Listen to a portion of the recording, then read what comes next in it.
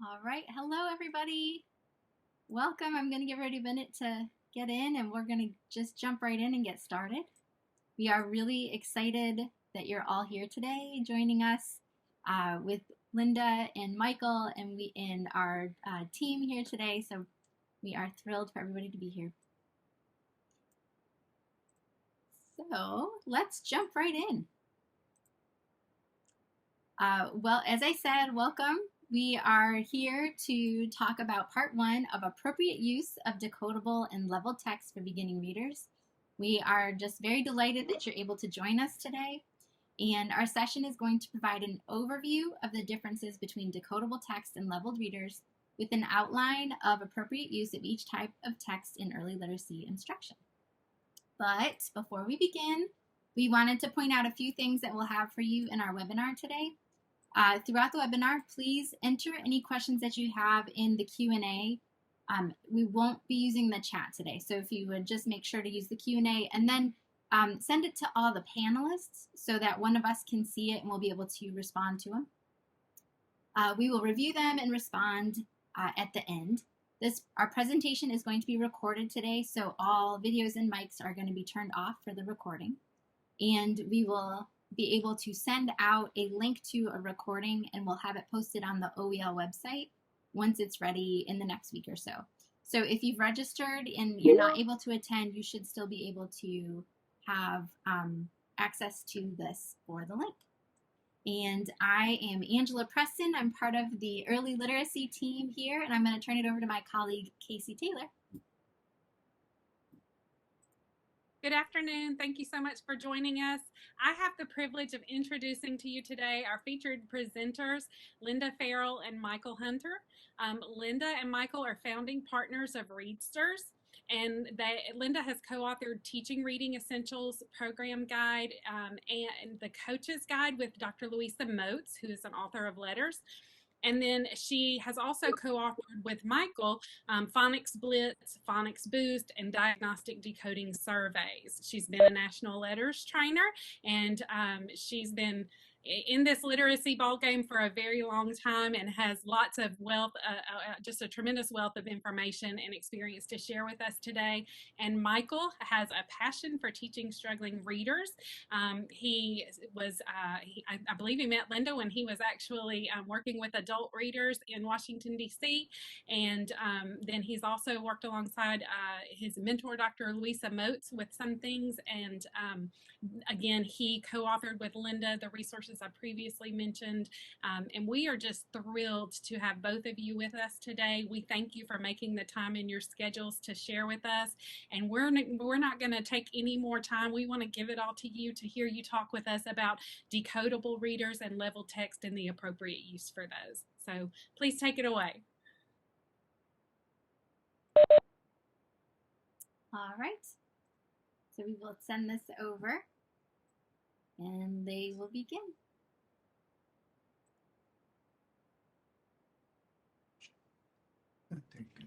Is it showing? Yes. Okay. Great. And all the technology is working? So I'm getting some comments that the sound might not be working. So can we do a sound check with Linda and Michael's computer? Can you all hear them talking? Okay, I am talking. Yak, yak, yak. Go, Michael. I'm talking. Can you hear me? Send me in the chat if you don't mind, or in the Q&A whether or not that you can hear us. Seeing some yes. Can you hear us? so- Yes. Okay, last yes. We're good. Okay, so we're getting ready to go. This is, as someone mentioned, a two-part session.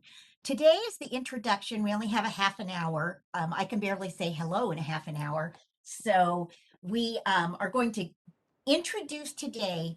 Tomorrow is going to be the meat, which is how do you use decodable readers in your small group instruction. And that takes more than half an hour.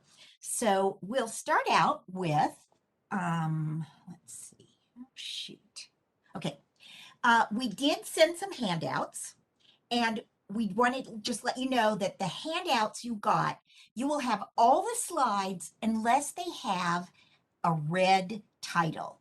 And if they have a red title, you won't have the slides because we didn't want to waste paper with those. and you don't need that slide. So, okay, what are our objectives? Well, today we're just going to introduce the difference between the two different types of readers. And then tomorrow, as I said, we'll talk about how to use decodables. Okay, Michael and I can't talk about anything without talking about the simple view of reading. And if you know the simple view of reading, that's great.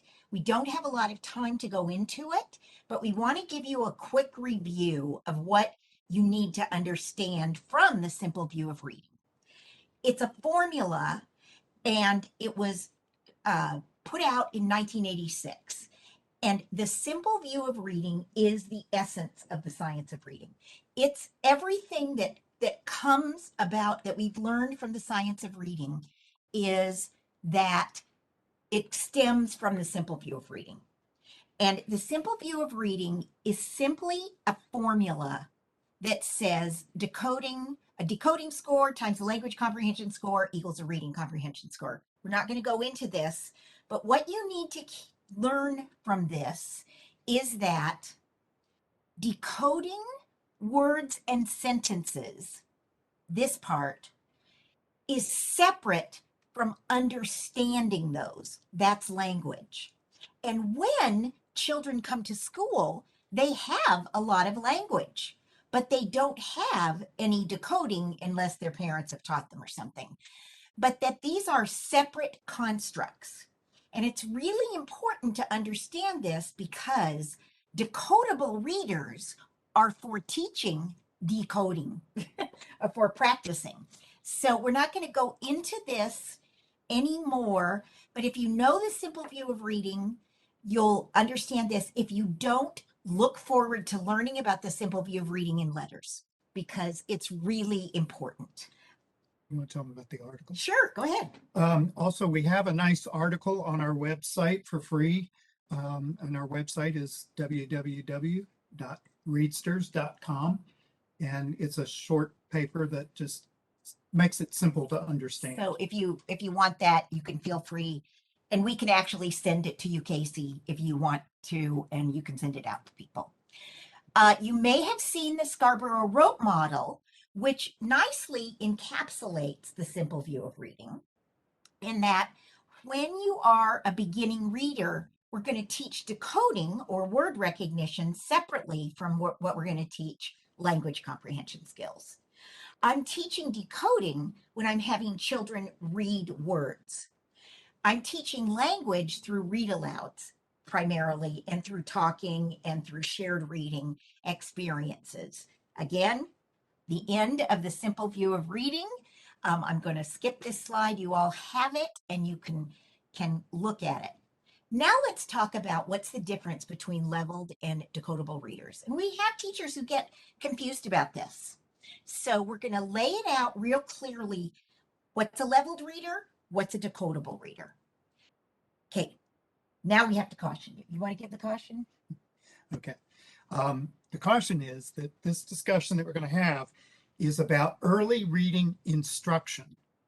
It has nothing to do with outside of teaching students how to read. How to decode. How to decode. Yeah. When we say read, we mean decoding. It's hard for us to separate. Yeah. Them.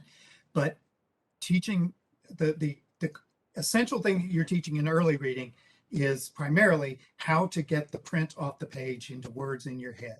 That's decoding. And so we don't care what students do outside of that instruction. They can pick up any book they want. In fact, we want them to pick up books. We're not saying they only read decodables. Decodables are for instruction only. So when we're talking about, not only, but yeah, but when we're talking about when we give our recommendations, we're talking about you use decodables during phonics instruction. Now we'll keep going.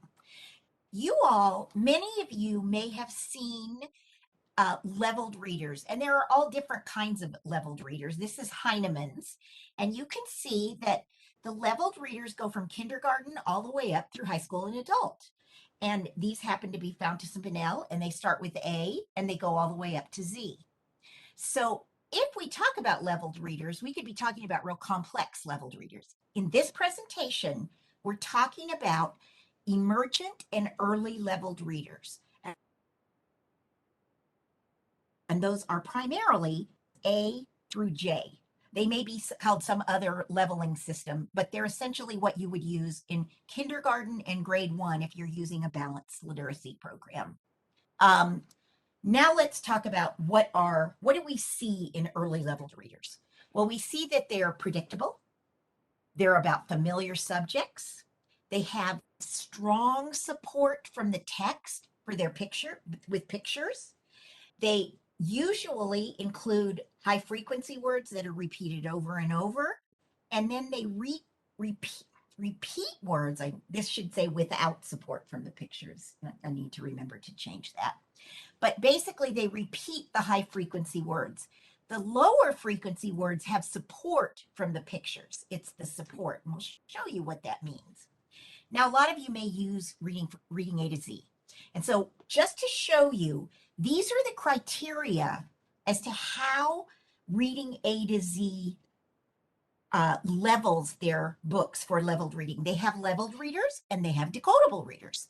They look at the word count, the number of different words, high frequency words. They look at all of these things, sentence length, but there's not one thing in here about pattern. They don't look at, is it only short vowels? Is this a primarily long vowel? Is this, what is it? This is all, what we want you to know is there's nothing about what kind of syllable patterns are we using and how easy are the words to read or how hard are they to read? Nothing there. If you go to Fountas and Bunnell, who are the grandparents of leveled readers, they invented them. This is what they use: length, size, and layout of print, vocabulary and concepts, language structure, supportive illustrations, nothing about the decodability of the words. So that when you pick up a leveled book, you don't expect to see only short vowels or only silent E or a heavy dose of those. What you expect to see is short length of book. You expect to see big print and not very much print on the page. Vocabulary easy, concepts easy, language structure easy. You're not going to have complex sentences. Text structure and genre is going to be known. We're not going to introduce anything new in these. And the language is going to be predictable. And the reason for that is going to show when we'll talk about when we come up with, when we show you what the purpose of leveled readers is, what their philosophy is. Also, if you don't know a word, you should be able to look at the picture and guess it. And I want you to pay attention to this word guess. So, Michael, do you want to talk about this or would you like me to? I'll start it and you can chime in. Okay. So the premise for leveled readers, the idea behind them is primarily students will learn to read by seeing words, being exposed to lots and lots of words, seeing them over and over again. And the idea is that eventually they will figure out the patterns and subliminally figure out the patterns and learn how to decode. One thing I like to point out when thinking about the premise for leveled readers is I think some people get confused, don't understand that leveled readers are designed for instruction. They are not what we might call authentic text, if you will. They are designed for instruction. To be able to talk about. Well, but the instruction is that you will learn by exposure to the words, not by practicing decoding. But that's what they're designed for, is that kind of instruction. And so accuracy is not considered important, which is a big problem for us. Unless it makes a difference. But if you read railroad instead of train, don't worry about it. Didn't change the meaning. They got the meaning. And of course, phonics patterns, as Linda said, are not part of their criteria for leveling them. So it's obviously not part of what the design is. Anything else you want? That's it. Okay. So we want to show you, this is from a reading inventory, Flint Cooter. You may or may not use it, but they're talking about guided reading levels A to D, and based on what Fountas and Bunnell says, Fountas and Bunnell. The assumption at levels A to D, and remember that was kindergarten, when students encounter an unknown word in print, they can easily use context from known words and illustrations along with language pattern cues, oops, sorry, um, and early word analysis skills for successfully decoding. Early word analysis skills are the first sound, the first letter and the first sound. So you can see that they've put these books together so that children can guess the words that they don't know. And the assumption is the child will guess it right because there are so many clues. But Michael and I, work primarily with struggling readers, and we get the kids who don't guess it right. And they don't learn it from this. This is an early emergent reader. You can see that it hits all the criteria. Big print, wonderful, exaggerated capital letter, not very many words, same thing. This is. And if I don't know what this word is, I just have to look at the picture. And I can figure it out. In fact, I'm just going to ask Casey if you can unmute. What if there's a picture of some apples on the next page? What do you think it's going to say? I think it will say, "This is an apple." And you know what? We have kids who tell us, look at me, I can read this without even looking at the words. And that's the message that they're getting, is that you don't really need the words if you've got enough support for it. So that's an early reading. That's an early emergent. The next type that we're going to show you is the next level up. This is an emergent level. This might be an E or an F. So first grade. Yeah, it might be early first grade. Okay, so Michael, you want to check that or you want me to? I love this. You talk. Okay, I love this. Okay, so this one, you would be using this at about the same time if you were doing phonics and guided reading. This would be your guided reading book. You would be using this at about the same time you'd be teaching maybe QU and the short vowels. And so you'd be teaching over in your phonics lessons, pay attention to the letters, and there are some patterns. And then we're going to keep over here. Well, this is called a mosquito buzzed. And of course, we're going to review that it's about a mosquito buzzed. And this is a picture of a mosquito. And then we have baby bear was sleeping. Snore, snore, snore. Do you see the repeated words? Leveled reader. A mosquito, big word for a kindergartner or a first grader. But don't worry, because you just look over here. Oops. You just look right over here and you don't have to read the word because it's a mosquito. Buzz near baby bear's ear. Buzz, buzz, buzz. All right. The next page is going to say Mama bear was sleeping. Snore, snore, snore. The next page is going to say Papa bear was sleeping. But look at this. In the word bear, EAR spells air. Now we come down here, and in near and ear, EAR spells ear. So we're not even consistent. There's no attention paid to let's have consistent spelling patterns. And this can be very confusing.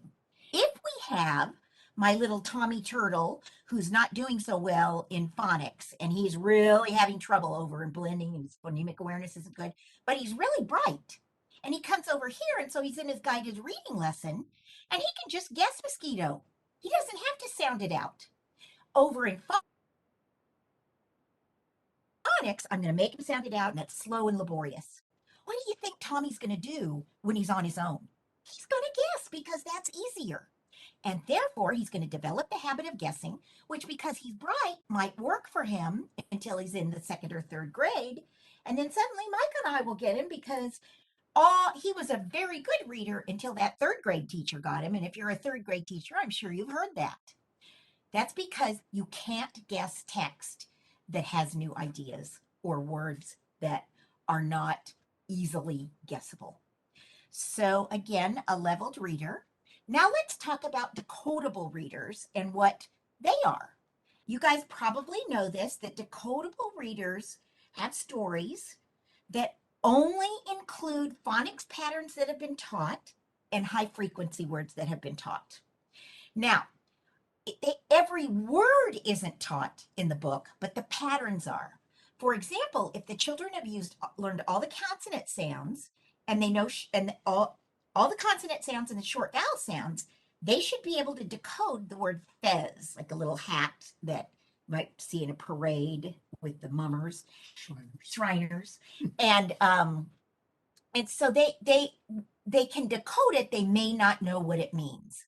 The opposite of leveled readers, where they want to include words that they know what they mean always so that they can guess them. The subject matter in a decodable reader is secondary to the decodability of the words. Decodable readers are not written to teach inference. They are not written to teach main idea. They are written so children can practice reading accurately using the skills that they've learned about phonics. Remember that, as Michael told you, leveled readers are meant so that the children can read them and understand them, and then you can discuss about them, and you can say, do you like bananas? Do you like oranges? And that not what decodable readers are for. Decodable readers start with short vowel words, consonant vowel consonant words, and then they move slowly to more complex patterns. The focus is more on teaching decoding than on comprehension. And I am not saying we do not expect the children to comprehend, but we do, literal comprehension is good enough.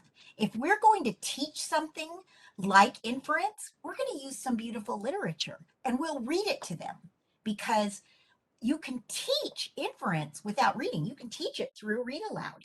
So in a decodable reader, the purpose is to teach decoding, and it's actually not even to teach, it's to practice decoding. And we'll talk about that. The pictures in a decodable book can support the story, but you shouldn't be able to look at this picture and figure out what the word is. And often they will amplify the story. They'll show more than the text is able to say. And remember that the purpose for a leveled reader was to give kids lots of exposure to words that they may not know, but then they'll just automatically get them because they can look up and see the picture and they'll match that, and that just works. Totally different premise for decodable readers. Students practice reading patterns that they know, spelling patterns that they know. That is the premise for decodable readers. The premise is that when children start decoding, we want them to develop good habits that strong readers have, which is that you use the letters to help you to tell you what the word is, not that you look at a picture to tell you what the word is. So we're trying not to develop the habit of guessing, whereas leveled readers say, I'm going to give you all kinds of cues so that you can guess the right word. No guessing here. You can figure out the words in decodable readers. So it's developing a habit of reading accurately. And accurate reading is more important than fluent reading with decodable readers. So comprehension, yeah, you ask, what's this about? But it's taught. So if we're just reading these simple little books that are so boring to us but not boring to the kids, then when do you teach comprehension? You teach comprehension skills through read alouds. You teach them during shared reading, not using decodable readers. So this is an example of a decodable reader. Mud is in the tub. Gus can rub in the mud. The mud is not hot. The sun is hot, but Gus is not. Not exactly a riveting story. And one time I was in a school and they were using decodable readers in their guided reading session. So they read them all 5 days. And then they took them home and they practiced. And I was there on a Friday. It was the 5th day they had read this story. And the teacher asked the children, why is Gus in the tub? And I thought, my little thought bubble was, because Gus and tub have short U's. This is a short U book. There isn't really an inference to be made. It's not worth talking. I mean, yes, you can say, well, maybe it's a hot day. Oh yeah, it was hot, but the mud was cool. But you guys, that's not the purpose. The purpose of this is to read these words accurately. And 100%. 100% accurately. If they don't do it, they get another chance, which we'll talk about tomorrow.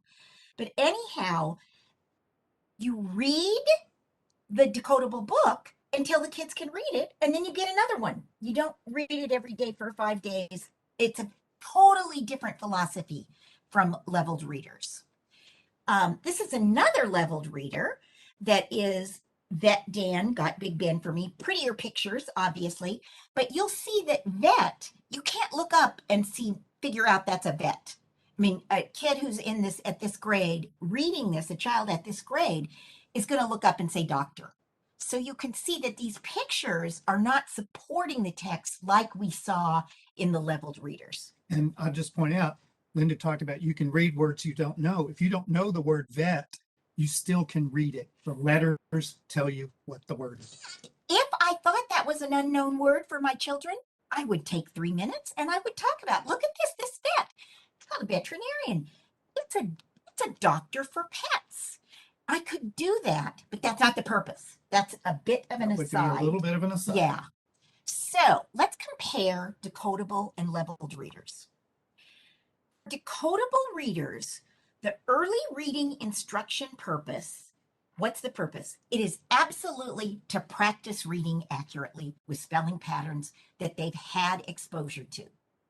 Leveled readers are used to teach children to figure out new words using other clues like pictures or what do I think should be there. And getting meaning is much more important, which is why it's okay to read a word incorrectly if the meaning doesn't change. What are the word identification strategies in decodable readers versus leveled readers? Well, in decodable readers, you sound out the word if you don't know it. The end. In leveled readers, you look at the picture, you think about what should be there. You might look at the first letter and guess what that is, so that we've got totally different purposes for these. This is just more of That's that same chart in great detail. well, it's actually this chart in great Yeah. detail. And what we want to say is do not throw away your leveled readers. Don't, because they have fabulous, there are many ways to use them. But when we go back to the simple view of reading, what we want to remember is that decoding is taught with decodable readers. Leveled readers are meant for language. If you have English language learners or low level English speaking learners, they are wonderful. Those leveled readers, those early leveled readers are wonderful for having oral discussion. Because for example, if I take that book with bananas and oranges, I can talk about those fruits with ELL kids. I can also use those books with a low language student to say, tell me about this picture. But it's not about reading. We do not want them to read those books. We use them for language. Another thing is that if you have children who come to school, and this is really for pre-K especially, and they don't know how to use a book. They don't understand that words have spaces between them. They don't know that you start at the top and read to the bottom. They don't know how.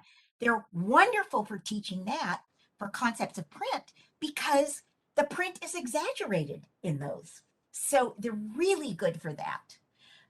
So we don't want you to throw those away, but what we don't want you to do is use those to teach the children how to decode.